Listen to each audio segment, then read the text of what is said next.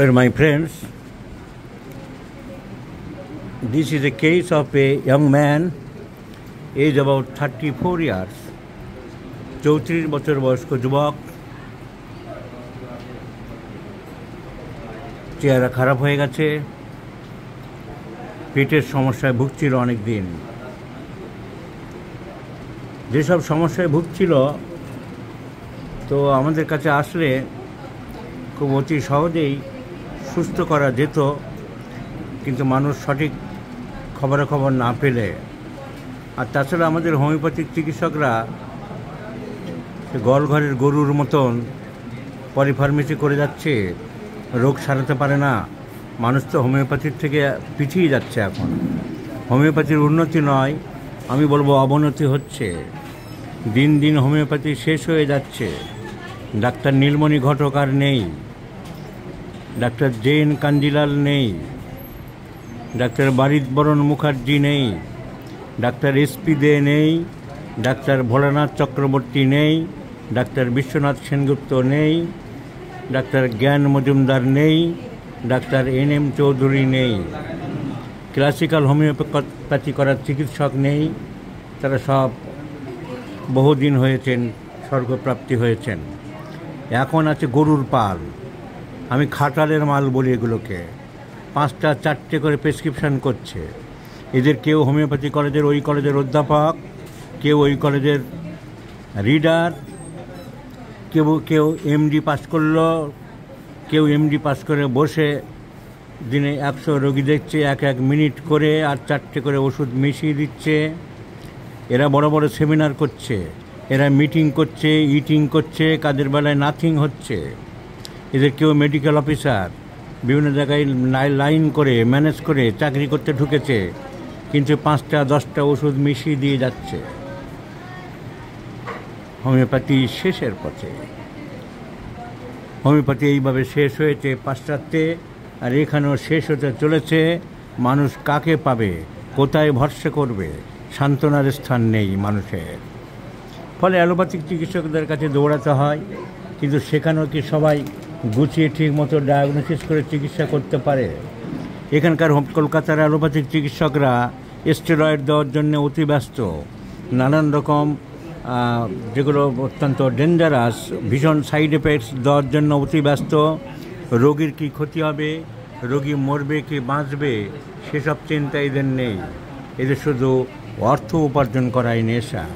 সেই একই পেশেন্ট দক্ষিণ ভারতে সৎ প্রতিষ্ঠানগুলিতে পড়লে তারা পরিষ্কার জানাচ্ছে, এই ওষুধ দেওয়ার আগে আমরা 10 বার ভাবতাম, আপনার ক্ষেত্রে এই ওষুধ মারাত্মক ক্ষতি হয়েছে। যেমন এই যুবক পেটের গণ্ডগোলে ভুগছিল, নানান জায়গায় দেখাতে পশ্চিমবঙ্গের যে নতুন তৈরি হয়েছে লিভার হসপিটাল, চলতি নাম, আসল নাম হচ্ছে school of digestive and liver diseases, যেটা সরকারি আনুকূল্যে সোনারপুরে অনেকটা জমির উপরে তৈরি হয়েছে। সেখানে ভদ্রলোক ভর্তি হয়েছিল, তাকে নিয়ে তাকে ডায়াগনোসিস করলো অ্যাবডোমিনাল টিউবারকুলোসিস। অ্যাবডোমিনাল টিউবারকুলোসিস কেন? তার ম্যান্টুস টেস্টটা পজিটিভ পেয়েছিল। তো ম্যান্টুস টেস্ট পজিটিভ পেলেই আজকাল সঙ্গে সঙ্গে টিবি আমরা বলতে পারি না। এই যে 24শে নভেম্বর 2024 ম্যান্টু টেস্ট পজিটিভ, আর অমনি অ্যান্টি টিউবারকুলার ট্রিটমেন্ট চালু হয়েছিল, তাতে ওর ক্ষতি হয়ে গিয়েছিল। ওই অ্যান্টি টিউবারকুলার ট্রিটমেন্ট চালানোর পরে আরও খিদে কমে গেল, পেটের ভিতরে নানান রকম অসুবিধা হলো, চলতে পারছিল না, কথা বলতে পারছিল না, হাঁটতে পারছিল না। বাধ্য হয়ে টাকা পয়সা জোগাড় করে বোম্বেতে চলে গেলেন। সাউথে নারুবি বলে একটা প্যারালাল হসপিটাল বেরিয়েছে ক্রিশ্চিয়ান মেডিকেল কলেজের, সেখানে চলে গেলেন। তারা বলল যে আপনার অ্যান্টি টিউবারকুলার ট্রিটমেন্ট সম্পূর্ণ ভুল হয়েছে, you are not a subject of tuberculosis. তারা ডায়াগনোসিস করলো যে তোমার এটা ক্রনস ডিজিজ। এবং ক্রনস ডিজিজ আমরা জানি যে ইন্টেস্টিনের অনেকটা অংশ খারাপ হয়ে যায়, কুঁচকে যায়, স্ট্রিকচার হয়ে যায়, অ্যাডিশন হয়ে যায়, জড়িয়ে যায়, পিন্ডি খেজুরের মতন গায়ে গায়ে লেগে যে গাট ফাংশান সেটা বন্ধ হয়ে যায়।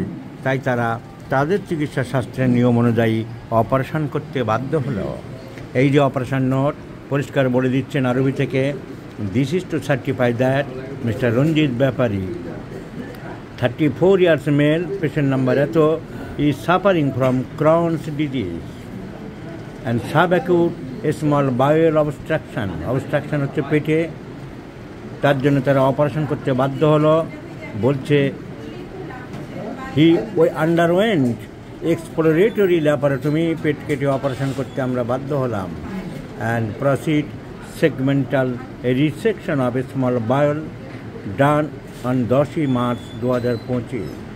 10 মার্চ 2025-এ এক টুকরো অংশ মিড জেজুনাম থেকে বাদ দিল তারা।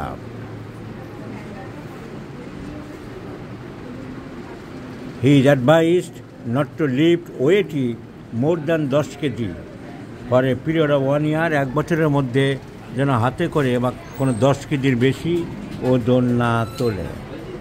কোন জায়গাটা হয়েছিল? এই যে লেখা আছে obstruction and stricture of the mid jejunal area. তো জেজুনাম সবার জানা আছে। ক্রনস ডিজিজ সাধারণত জেজুনামের দিকে বা টার্মিনাল ইলিয়ামের দিকে হয়, আমরা জানি। কিন্তু এখানে ভুল চিকিৎসা কী করে করলো এত বড় একটা হসপিটাল? ভুল অ্যান্টি টিউবারকুলার ট্রিটমেন্ট। আমি বলছি না, এরা সাউথের নারুবির ডাক্তারবাবুরা বলে দিয়েছে, তাই তো? কি বললো ডাক্তারবাবুরা? অ্যান্টি টিউবারকুলার ট্রিটমেন্টটা ঠিক হয়নি বললো।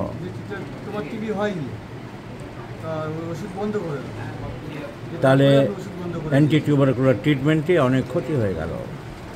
এখন এই যুবক একে ঠিক করতে হবে, আমাদের কাছে এসেছে। তো আমরা জানি যে what is Crohn's disease. Crohn's disease আমরা জানি, ক্রনস ডিজিজ যে ইন্টেস্টিনের ভিতরে যে মুভমেন্ট হয়, খাবারগুলো পরপর গাট মুভমেন্ট করে যে এগুতে থাকে, সেখানে অনেকগুলো জায়গা খারাপ হয়ে যায়, স্ট্রিকচার হয়ে যায়, কন্ট্রাকচার হয়ে যায়, শুকিয়ে যায়, শক্ত হয়ে যায়। তখন ধাপে ধাপে যে খাবারের অবশিষ্টাংশ আর নিচের দিকে নামতে পারে না।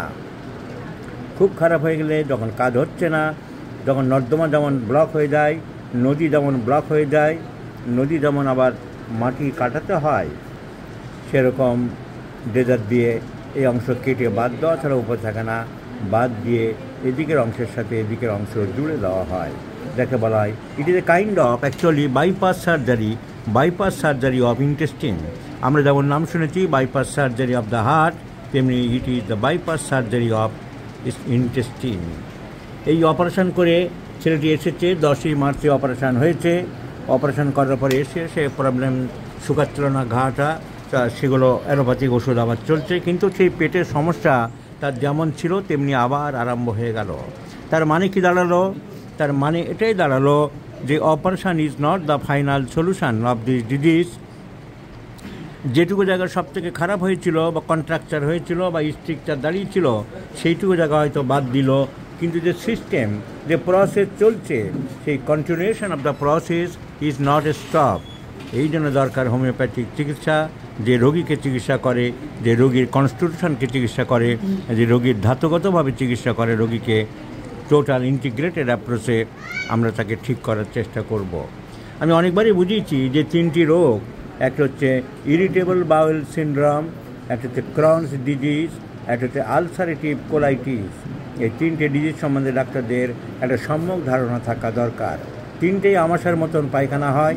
আর একটা হচ্ছে নর্মাল ডিসেন্ট্রি, একটা হচ্ছে ব্যাসিলারি ডিসেন্ট্রি। এর সঙ্গে যোগ করতে পারি আমরা অ্যামিবিক ডিসেন্ট্রি আর ব্যাসিলারি ডিসেন্ট্রি। এই দুটো হলো আমাশা, এগুলো লেগে থাকে। আর এই 3টে হলো long lasting chronic inflammatory diseases of the intestine. অনেকদিন ধরে ইন্টেস্টিনের ভিতরে গণ্ডগোল চলছে। আর অ্যামিবিক ডিসেন্ট্রি আমাশা আমরা জানি, অ্যান্টেমা বা হিস্টোলাইটিকা এক ধরনের আমাশার প্যারাসাইট। তারা ভিতরে ঢুকে গিয়ে খাবার দাবার না ধুয়ে খেলে বা রাস্তাঘাটের খাবার টাবার খেলে এরা গিয়ে ইন্টেস্টিনের ভিতরে ঘা তৈরি করে, তখন কুড়ে খায়, পুজ মতন বেরোয়, গেলে মিউকয়েড স্টুল হয়। অনেক সময় এইভাবে কুড়ে খেতে খেতে এরা এদিক থেকে ওদিক থেকে লিভারে চলে যায়, আর লিভারে গিয়ে তার ভিতরে বাসা বাঁধে, ঘা তৈরি করে দেয়।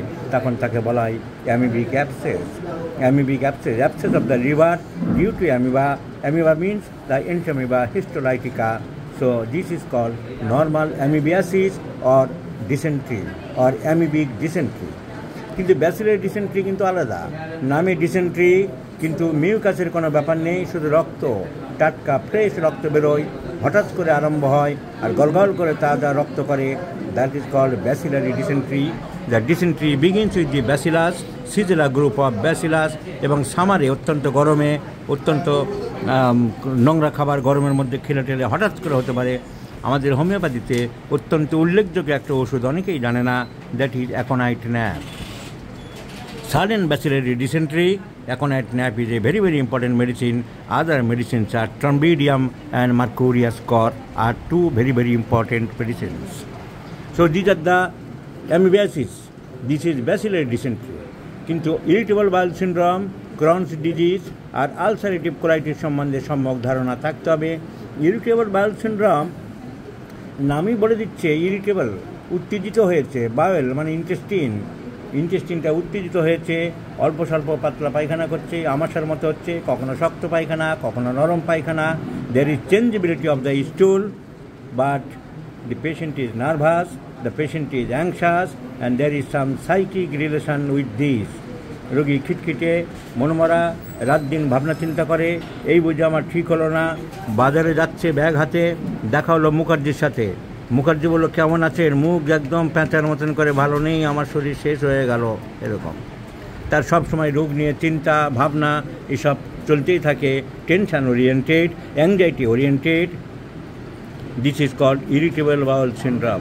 তার মনে হচ্ছে কেউ যদি রোগের কথা তার সাথে আলোচনা করবে তাহলে তার ভালো লাগবে।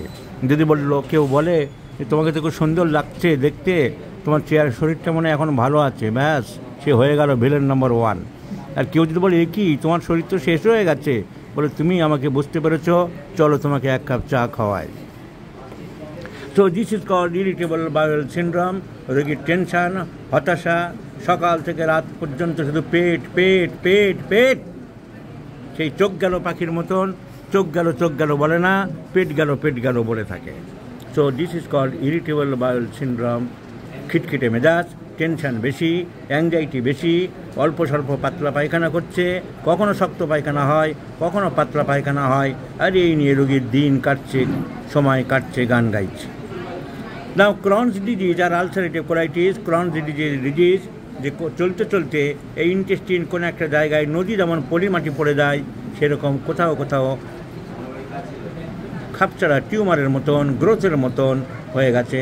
আর এর ভিতর দিয়ে আর স্টুল মেটেরিয়াল, যেটা এক্সক্রিটা, খাবারের যেগুলো বেরিয়ে যাবে, West products of the food, ঠিক মতো যেতে পারছে না, ফলে ব্যথা হয়, অল্প স্বল্প রক্ত মাঝে মধ্যে পড়তে পারে, খিদে হচ্ছে না, পেট ব্যথা করছে, এবং ভবিষ্যতে ক্যান্সারের সম্ভাবনা কোনো ক্ষেত্রে থাকতে পারে।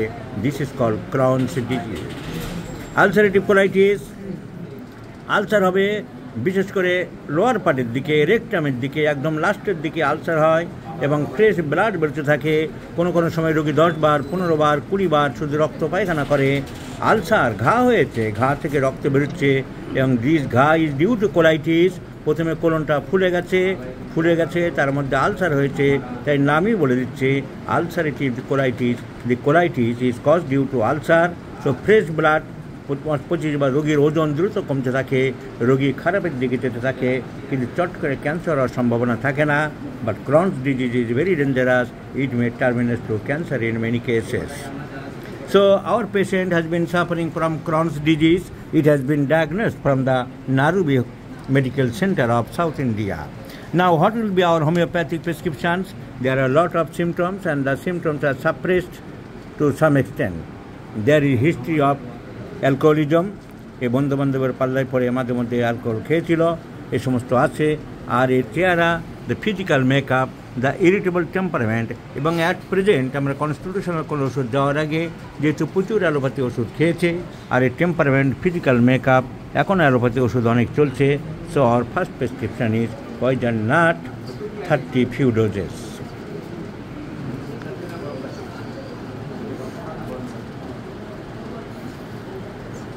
In Bhumika, 10 doses, followed by PTRS for 1 month, and after that we shall look after another constitutional defecting medicine. So my first prescription in this case is poison nut 30-10 doses. Let's see the result. I shall share you my friends. ওজনটা রেখে আমরা দেখছি, কারণ এইসব রোগের ওজন খুব important দেখার, কতটা কমছে বাড়ছে এগুলো আমাদের জানতে হবে।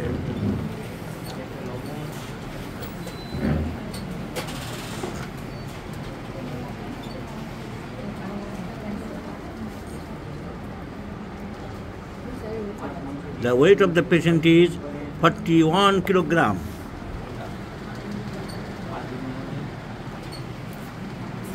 We have recorded the weight 41 kilogram. আমরা পরের বারে দেখব এই পেশেন্টের ইমপ্রুভ কি হয়েছে। With the general improvement the weight will also be improve and that will be the proof for improvement of the patient as a whole in general. So let's see the result. Please remember this video, my friends. I shall share with the case.